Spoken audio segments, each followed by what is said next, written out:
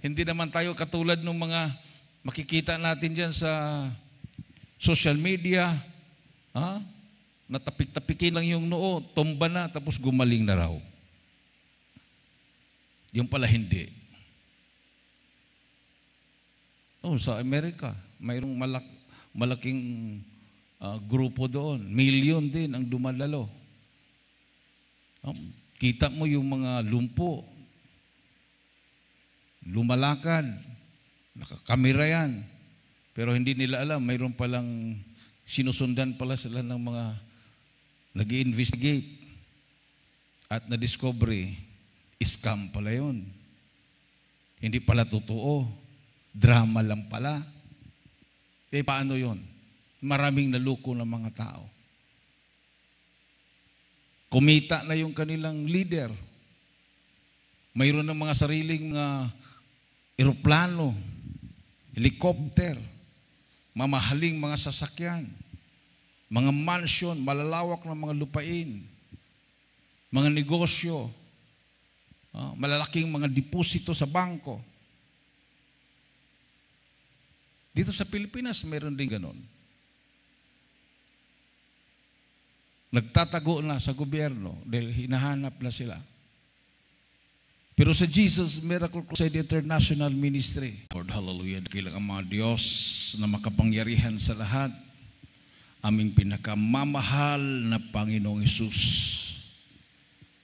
Sa pangulat dalangin yung hinirang propeta sa walang kapanahunan na aming kagalang-galang at minamahal na pastor, Wildy Estrada Almeida, sa oras to, mahal na Panginoon, sa aking pagdadala niyo banal na mensahe, ikaw, Diyos, magbukas sa pangunawa ng bawat isa. Hipuin mo, mahal na Panginoon, ang puso ni Manak.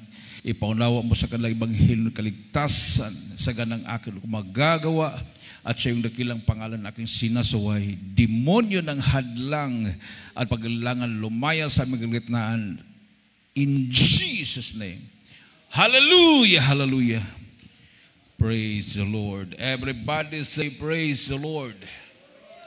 Praise the Lord. Hallelujah. The highest praise, glory, honor, and power belongs only to our dear Jesus. And we give double respect and honor to the man of God, the end time prophet of our loving God, our beloved noble evangelist, Pastor Wildy Estrada Almeida. And we cherish the blessed memories and teachings of our dearly beloved and honorable Assistant Pastor Lina Comola Almeida. And I also greet the whole family of our beloved parents in the Lord, our beloved children, children-in-law, grandchildren, and great-grandchildren. Sa inyo lahat, minamahal mga kapatiran, sa lahat ng ating pong mga beloved viewers, to my beloved co-workers, co-preachers, magandang gabi po sa lahat. Palakpakan natin ang ating mahal na Panginoon. Everybody say praise the Lord. Hallelujah. Pakihanda po ang ating pong babasahing mga bersikulo. Dito po sa Romans chapter 1 verse 17, John 3:16, Titus 2:11 and 12, at iba pang mga bersikulo minamahal, no? Ating pong pag-aralan ang patungkol sa pamumuhay na may kabanalan, no? Holiness and Christian living. Kumari ang ating pong babasahing bersikulo ay sa Ilocano version, dahil pagsumikapan po natin, minamahal na i-localize po yung ating live para yung ating po mga viewers na nandito po sa Northern Luzon ay sila po minamahal ay mabigyan ng focus. Amen.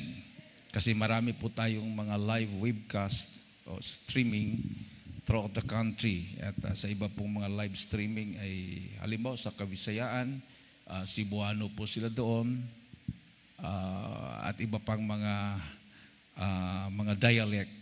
So ang ating pong main church, sila po yung sa wika po nating Tagalog, no, yung Filipino and English. So tayo nakafocus po tayo dito sa Northern Luzon. So kung maaari, ang inyo pong patutuo, open na po tayo sa mga lingwaheng lokal, no? Ilocano, Ibanag, para ang ating pong mga viewers dito, minamahal, mabigyan ng pagkakataon na makapanood sila na maunawaan sa sarili po nilang dialect. Amen. So yung mga testimony leaders, pwede po kayong mag-Ilocano. Starting Sunday, kung every Sunday kasi full po yung buo po yung live natin. So sa preaching time lang po tayo nagla-live pag during Wednesday and overnight kung nandito po ako, minamahal, no? Kasi po minsan nasa ibang outstation po ako. Basahin po natin sa Romans chapter 1 verse 17. Dito sa Roma 1:17. Taiti daytoy na ipakamuk ti kinalinteg ti Dios manipod pamati ang gingana iti pamati akas na isurat agbiagto dagiti nalinteg babain iti pamati. Amen. Palakpakan natin ang ating Diyos na buhay. Everybody say praise the Lord. Sabi po sa English, minamahal, for therein is the righteousness of God revealed from faith to faith, at it is written, the just shall live by faith. No? Ang mga matuwid ay mabubuhay sa pananampalataya. No? So the Christian life is a daily walk of faith. So yan po yung buhay Kristiyano, minamahal. No? Hindi po every Sunday lang. Hindi po minamahal every Wednesday lang o 3 times a week lang tayo namumuhay sa pananampalataya. Araw-araw po tayo, araw at gabi, tayo po minamahal ay namumuhay sa pananampalataya. Amen. So yan po minamahal na kinalulugdan po tayo ng mahal na Pinoon. Yan po yung sikreto kung bakit nagmamanifest ang kapangyarihan ng Diyos sa Jesus Miracle Crusade International Ministry, ang iglesia ng ating pinakamamahal na Panginoong Hesus. Palakpakan natin ang ating Diyos na buhay. Oh. So, ang tunay na iglesia ng ating mahal na Panginoon, the Church of the Living God, ay dito po, minamahal, matutunan mo. Dito mo maririnig ang pangangaral katulad ng ipinapangaral ng unang mga Kristiyano. Amen. Wala pong kaibahan. At ang manifestation ng kapangyarihan ng Diyos ay nangyayari sa gawaing ito. Palakpakan natin ang ating mahal na Panginoon, minamahal. So, ang kaligtasan, no one is saved by individual predestination.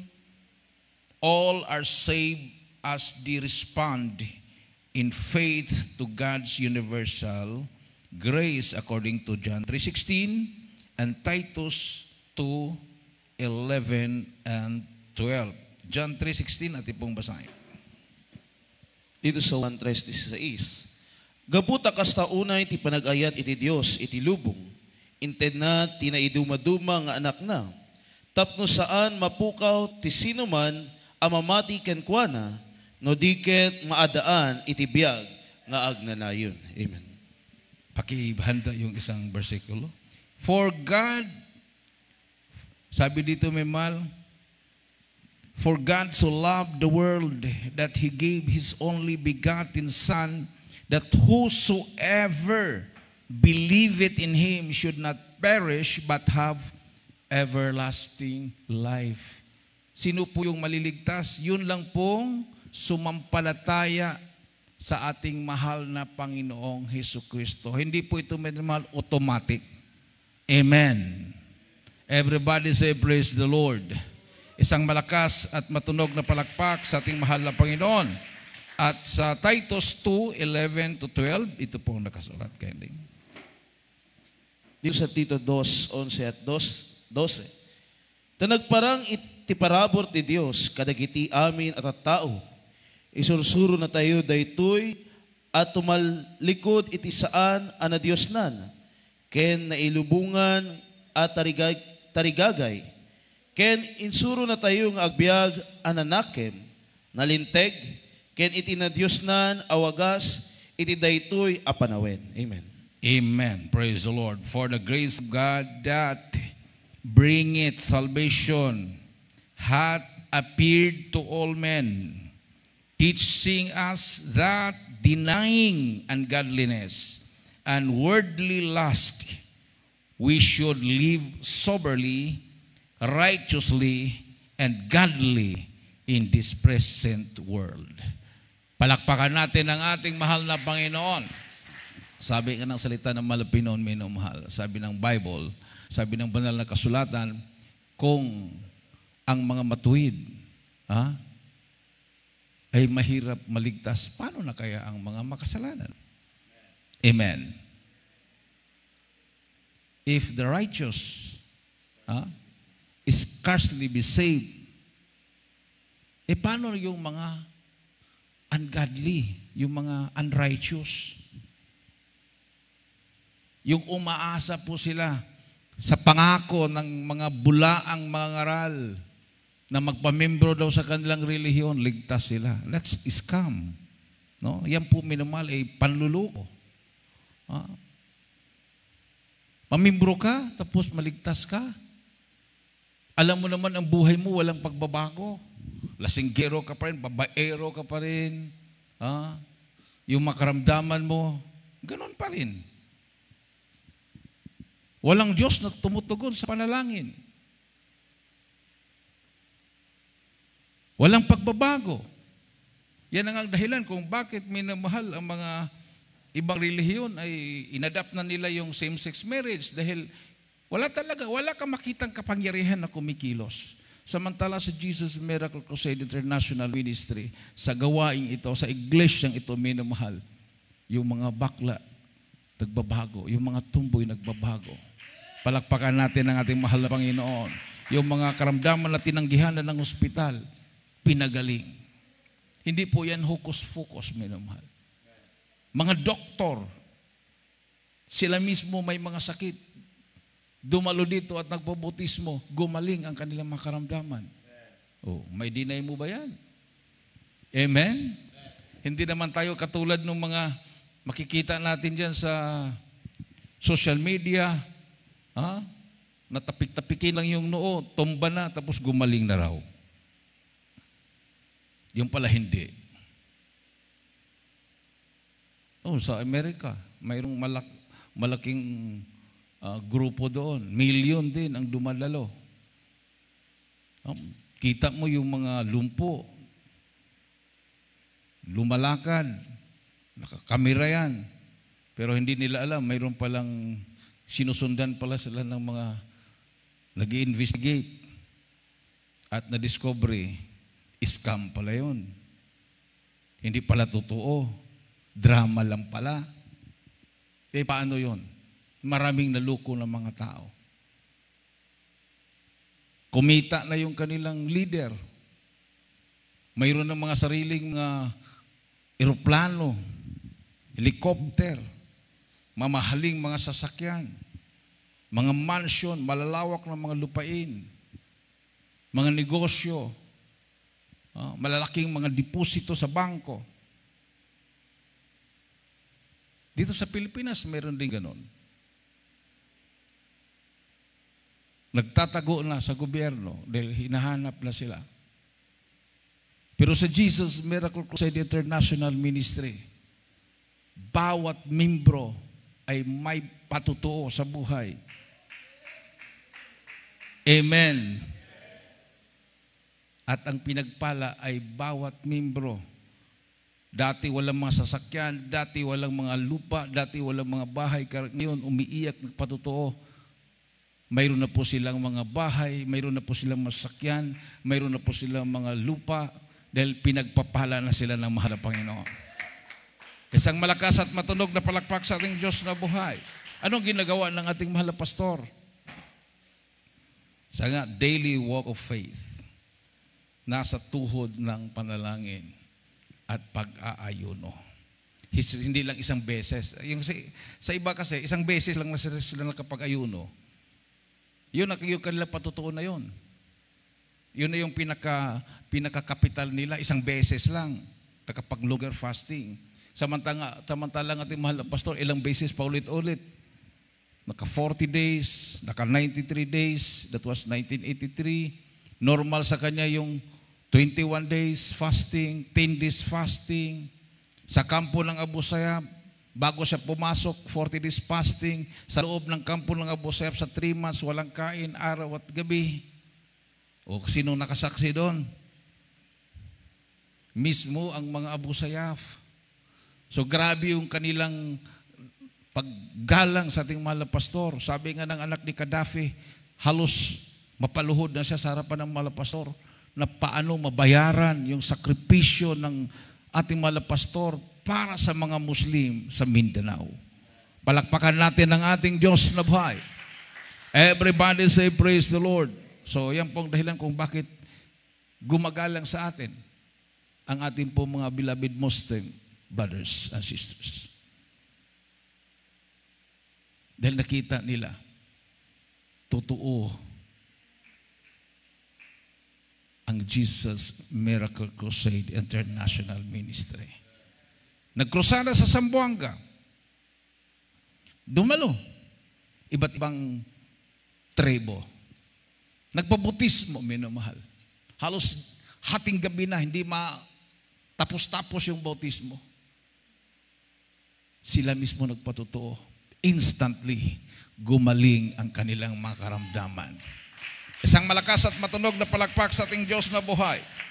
Everybody say, praise the Lord.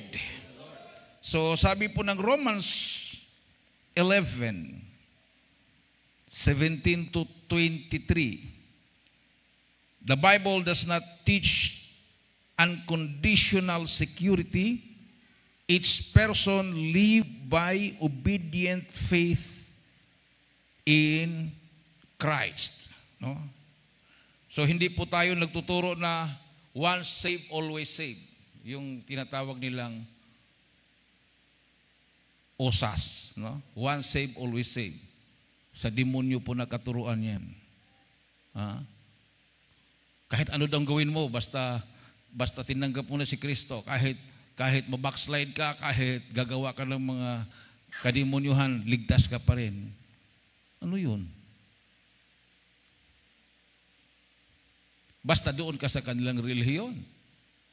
Kasi yun daw ang babalikan. Wala po tayong mababasa dyan, minamahal. Amen. Ang sinabi ng Malapian, I will build my church, hindi po relihiyon ng tinutukoy doon. Ang church ay tao. Ibig sabihin, I will build my people.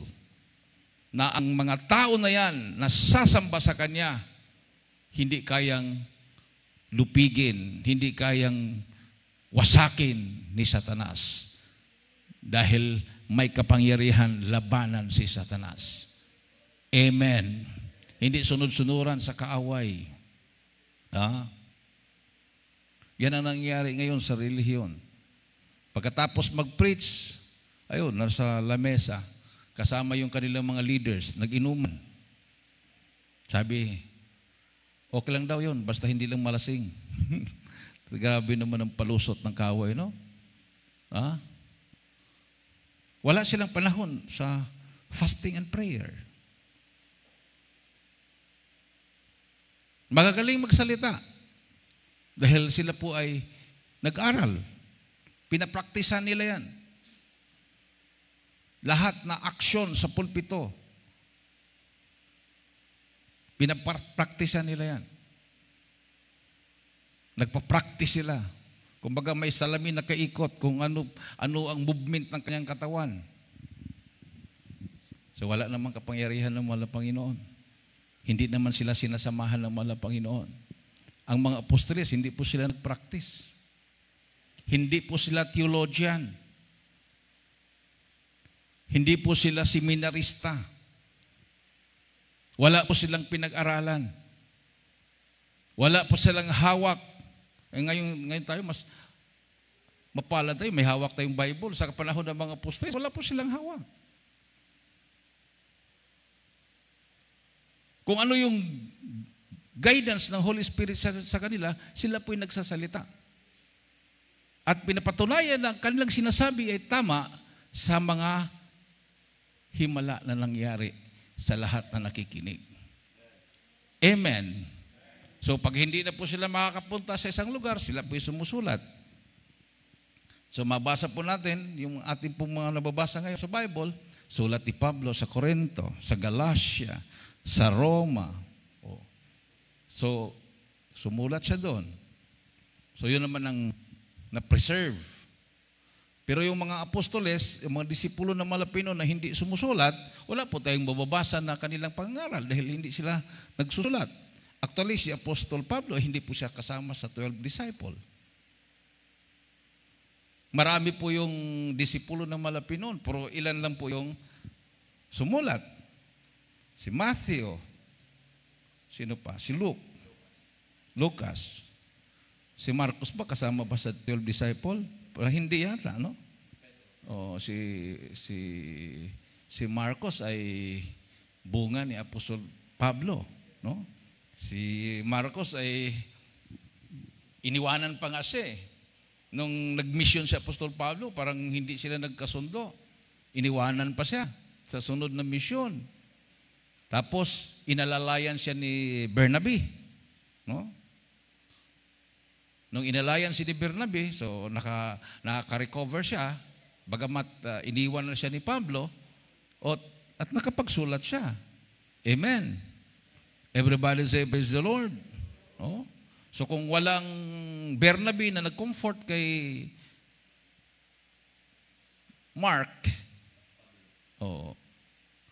di ba? Kasi iniwan na siya ni Apostol Pablo. Hindi na siya sinama sa next na mission niya. Kinupkup siya ni Bernabe. Kumbaga, ni-revive siya. So, tayo, sa ating paglilingkod sa Malapinoon, may mga time na parang tayo ay failure, pero hindi po natin pwedeng husgahan. Na katulad kay Mark, ginamit pa rin siya ng mahal na Panginoon para mayroon tayong mabasa sa ating kapanahonan ngayon na ebanghelyo ayon kay San Marcos. Palakpakan natin ang ating Diyos na buhay. Everybody say, praise the Lord.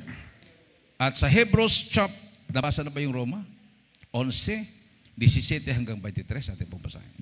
Dito sa Roma 11:17 hanggang 23, sabi rito, ngayon no natukul dagiti daduma kadagiti sanga, no sika, abalang ang sanga iti olibo, ket nasilpo kadakwada, ken no nakibingay ka kadakwada iti nabaknang aramot iti puon ti olibo. Saan ka nga agpasidayag kadagiti sanga? Ngem no agpasidayag ka, saan asika iti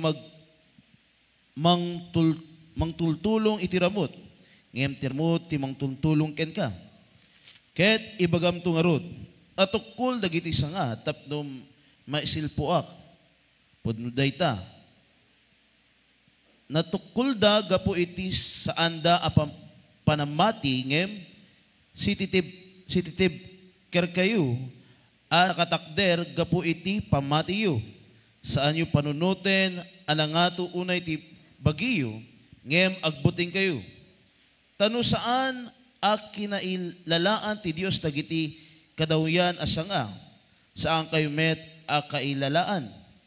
Kitain nyo nga ro dagiti na imbag at ignay ken ti kinaulpit ti Dios. Iti sabali nga bangir, imay ti kinaulpit kadagiti Hudyo anat tinag. Ngem iti sabali a bangir, umay ti kinaimbag ti Dios kada kayo. No agtultuloy kayo iti kinaimbag na. No saan? Maputid kayon tumet. Ken kastamet, no saanda nga agtultuloy iti saanda a panamati, maisil pudan to manin.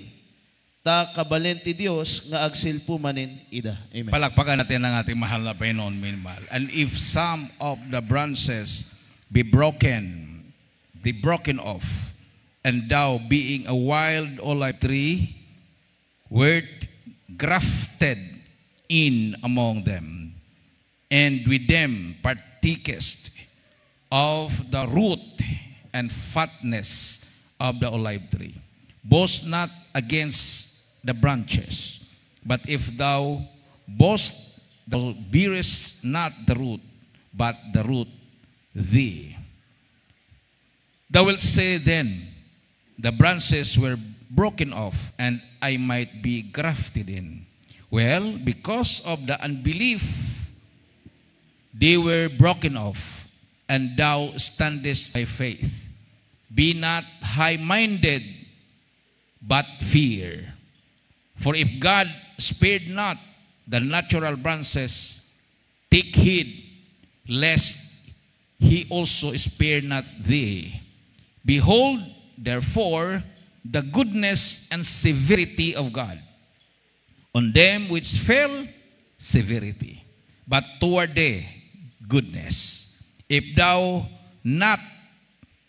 continue in his goodness, otherwise thou also that be cut off. And they also, if they abide not still in unbelief, shall be grafted in, for God is able to graft them in again. Palakpakan natin ang ating mahal na Panginoon. Everybody say, praise the Lord. So, yun, warning po, minamahal ni Apostol Pablo sa mga Gentile, no? Mga Kristyano sa Roma. So, ito po yung sulat ni Apostol Pablo sa Roma. Kung ang mga Hudyo, na sila po yung original na olive tree na tinutukoy, sila ay itinakwil ng mahal na Panginoon. At tayo ay nagiging grafted lang po tayo. Ano po yung grafted? Sino po yung nag-aral ng agriculture? Di ba yung sanga ng wild olive? Tinawag tayo yung wild olive, di ba? Tapos, idinugtong. Tama ba yun? Ayun yung grafted, di ba? Idinugtong. Kung baka gagawa ka ng parang sugat, tapos pwede din yung parang matulis, tapos mag-letter V yung idugtong, tapos lagyan ng i-grafted, di ba? Oh. So tayo po ay tinutukoy na olive tree. Wild olive tree. Ang original po ay yung mga Hudyo. Kung mga Hudyo na hindi naniwala sa mahal na Panginoon, sila po ay itinakwil. Ganon din tayo. Pag hindi tayo susunod, kung paano niya itinakwil, hinusgahan, tinanggal ang original, lalo na yung mga hindi original. Amen. Lalo na yung grafted. Everybody say, praise the Lord. At kung sila ay magsisi, pwede silang ibalik. Amen. So nasa mahal na Panginoon ang kamay ng ating kaligtasan, nasa kamay ng Diyos.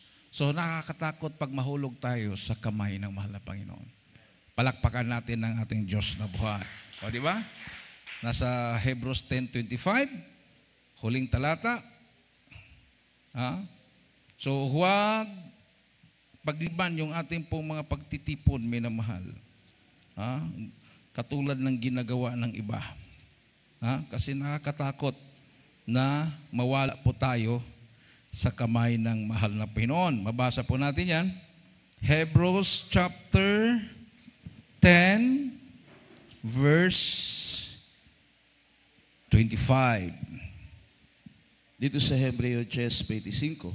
Saan tayo isardeng iti panag-urnong asang-sang kamaysa, kas araramidin dagiti daduma, ngem ket di, adapay pabiligen tayo, ti tunggal maysa, kaysa makita tayo nga adanin ti adlaw. 31. Sa 31. Nakabutbuteng iti matinag kadagiti ima ti sibibiyag a Dios. Amen. not forsaking the assembling of ourselves together, as the manner of some is, but exhorting one another, and so much the more as ye see the day approaching. 31. It is a fearful thing to fall into the hands of the living God. So pansinin po natin, may mahal, not forsaking the assembling of ourselves together. Assembling. Wala na po tayo sa pandemic.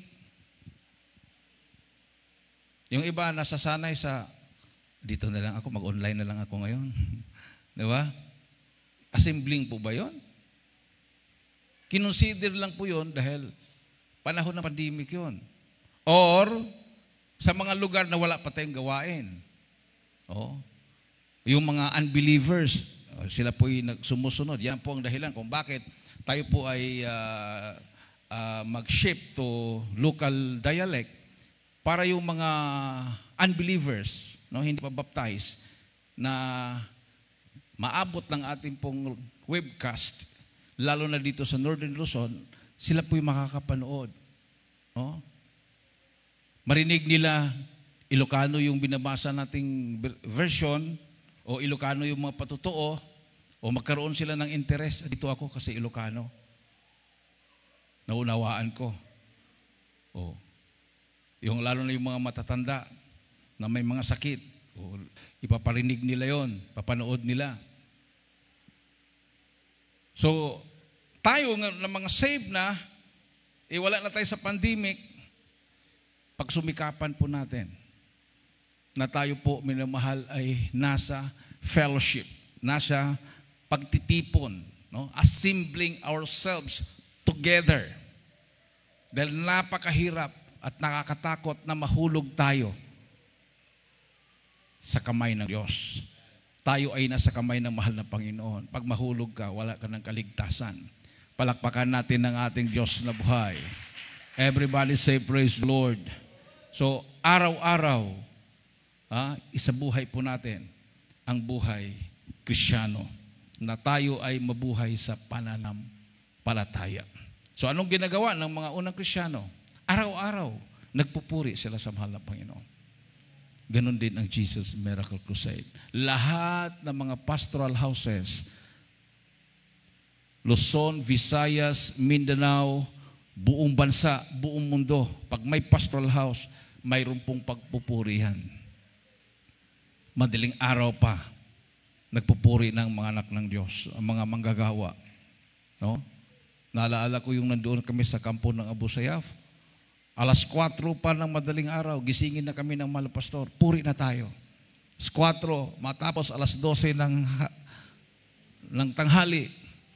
Kahit tinututukan kami ng baril, tuloy-tuloy pa rin pagpupuri. Tapos alas 6 ng gabi, hanggang alas 12 ng gabi. Yun po yung ginagawa.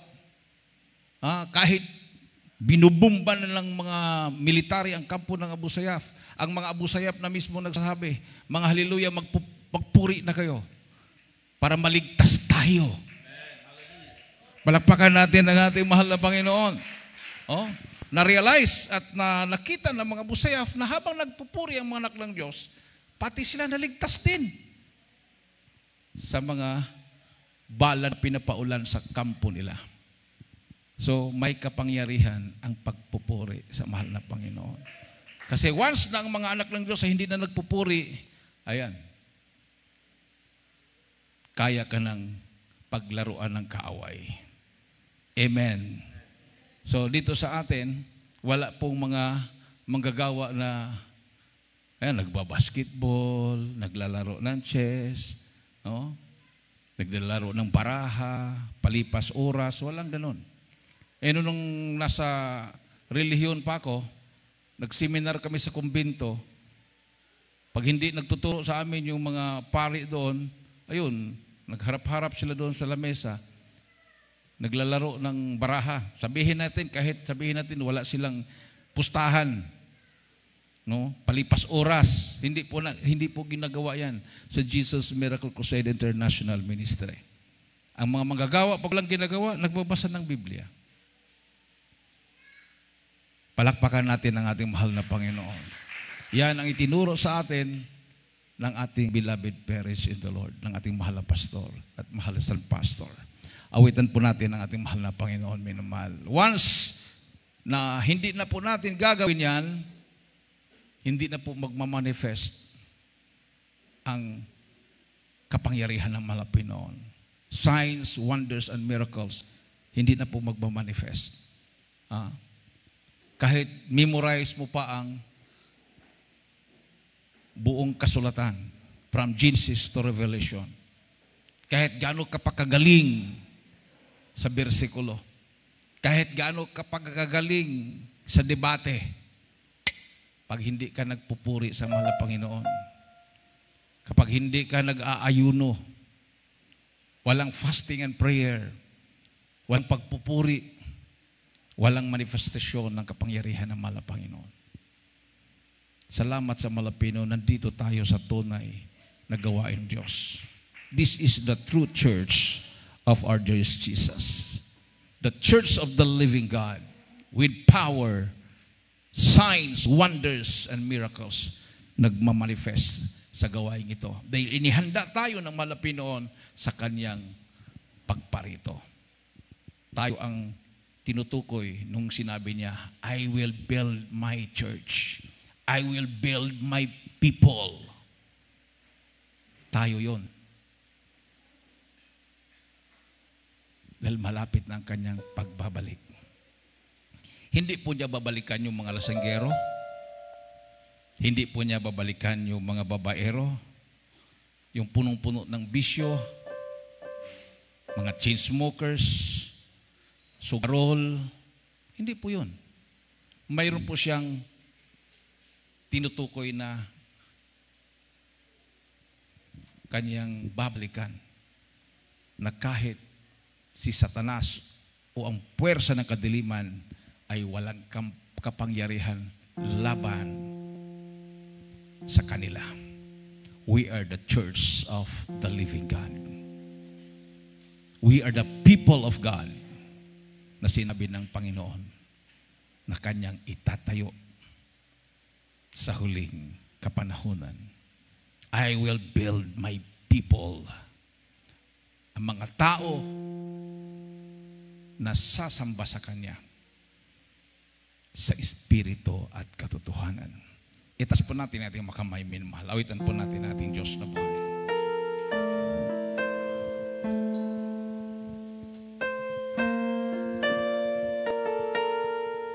Hallelujah.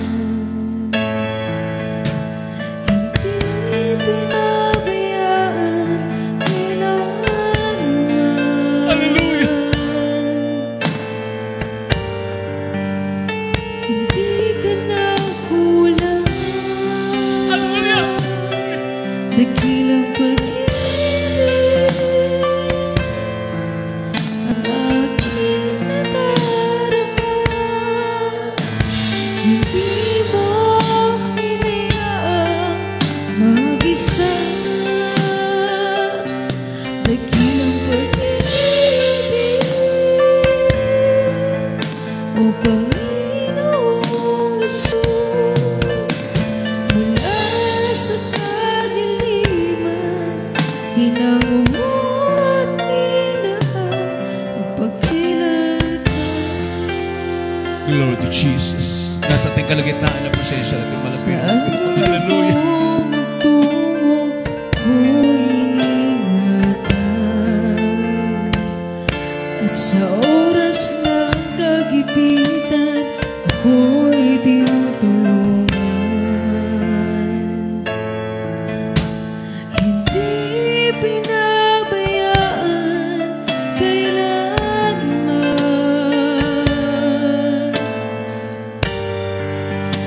hindi ka nagkulang, dakilang pag-ibig Hallelujah. ang Hallelujah. Praise the aking nadarama. Hindi mo hinayaang mag-isa,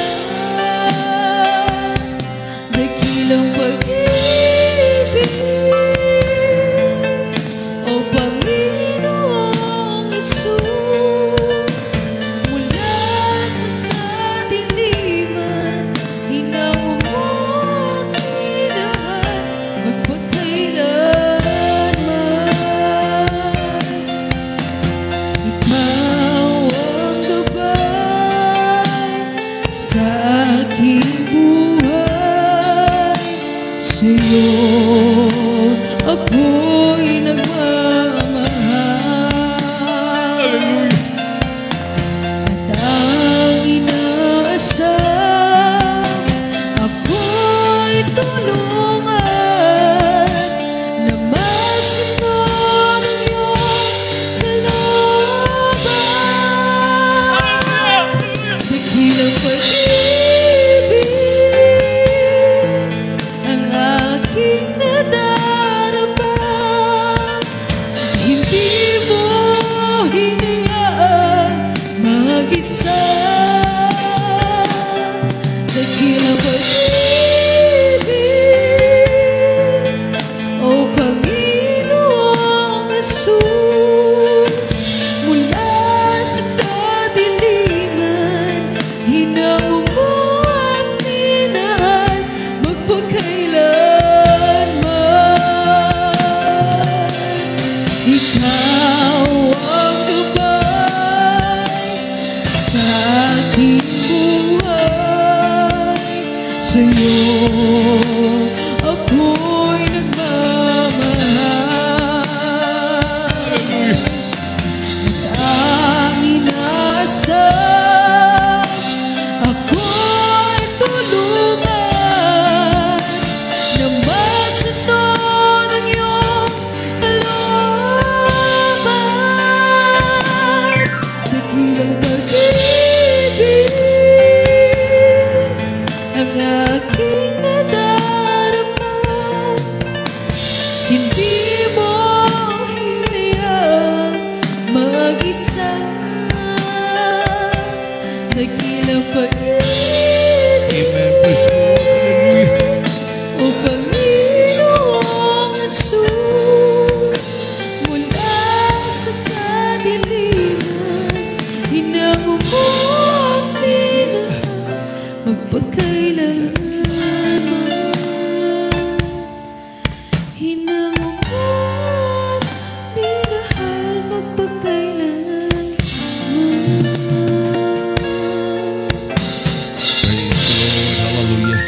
Para po sa ating mga beloved viewers, mayroon po kayong mga kasama dyan na hindi pa isinuko kanilang buhay sa mahal na Panginoon. Ilapit mo sa mahal na Panginoon. Mayroon pong 4 na reglamento ang kaligtasan. Una, pananampalataya. Faith cometh by hearing, and hearing by the word of God. Roma 10:17. Pangalawa, pagsisisi. Acts chapter 3 verse 19. Repent and be converted. Magsisi at maglingkod sa mahal na Panginoon para darating sa inyo ang pagpapala nagmumula sa Diyos.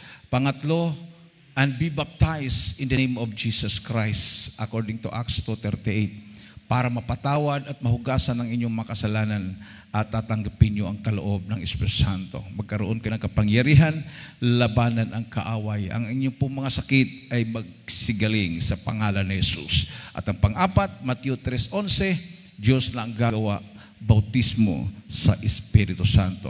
Sumunod kayo sa panalangin, lahat ng mga baguhan. Hallelujah. Ating pong mga viewers, hallelujah. Malapit ng Jesus, maraming salamat sa Ebanghelyo ng Kaligtasan na aking napakinggan sa oras na ito. Malapit ng patawarin mo ako sa lahat na aking managawang kasalanan. Ako po'y taos-pusong nagsisisi. Tinatanggap kita na aking personal na tagapagligtas. Panginoon, Diyos at Hari na aking buhay. Pumasok ka sa aking puso. Isulat mo ang aking pangalan sa aklat ng buhay sa kalangitan. Iligtas mo ako sa pagmamahal sa buhay. Ako'y maglilingkod sa iyo. Mula ngayon hanggang siyang pagbabalik. In Jesus' name I pray. Amen. Dakilang Ama Diyos na makapangyarihan sa lahat. Sa lahat na tumanggap sa mga Pinoon bilang Panginoon at tagapagligtas sa kanilang mga buhay. Patawarin mo sila sa kanilang mga kasalanan. Baguhin mo kanilang mga buhay.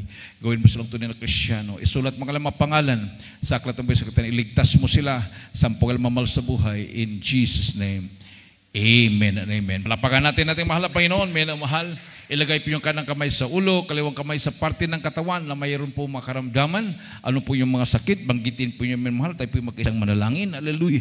Dakilang Amang Diyos na makapangyarihan sa lahat, aming pinakamamahal na Pinoon. Minsan pamalapin noon, humingi po kami ng kapatawaran, sama kami nagkulang, nakakamali, ano mga may naisip na gawa, banggitin may mga labi na hindi kaya-aya sa iyong banal na harapan, patawarin mo na kumalapin sa Panginoon dalangin ng aming kagalang-galang at minamahal na Pastor Wilson Meda, ang iyong propeta sa uling kapanahonan, sa pupanalangin ng kanyang buong pamilya, the beloved children of our beloved Pastor.